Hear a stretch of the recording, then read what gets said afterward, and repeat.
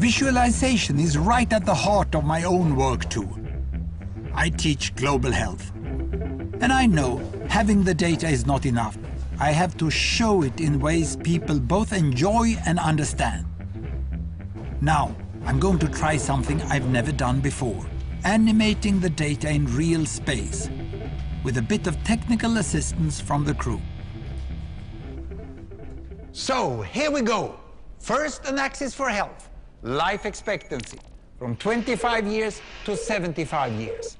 And down here, an axis for wealth, income per person, $400, $4,000, and $40,000. So down here is poor and sick, and up here is rich and healthy. Now, I'm going to show you the world 200 years ago, in 1810. Here come all the countries. Europe brown, Asia red, Middle East green, Africa south of Sahara blue, and the Americas yellow. And the size of the country bubbles show the size of the population. And in 1810, it was pretty crowded down there, wasn't it? All countries were sick and poor. Life expectancy were below 40 in all countries. And only UK and the Netherlands were slightly better off, but not much. And now, why start the world? The Industrial Revolution makes countries in Europe and elsewhere move away from the rest. But the colonized countries in Asia and Africa, they are stuck down there. And eventually, the Western countries get healthier and healthier. And now we slow down to show the impact of the First World War and the Spanish flu epidemic. What a catastrophe! And now I speed up through the 1920s and the 1930s. And in spite of the Great Depression, Western countries forge on towards greater wealth and health. Japan and some others try to follow, but most countries stay down here.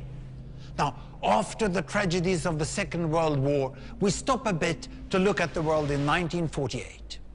1948 was a great year. The war was over, Sweden topped the medal table at the Winter Olympics, and I was born.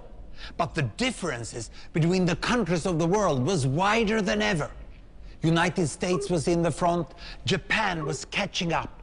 Brazil was way behind, Iran was getting a little richer from oil, but still had short lives. And the Asian giants, China, India, Pakistan, Bangladesh and Indonesia, they were still poor and sick down here.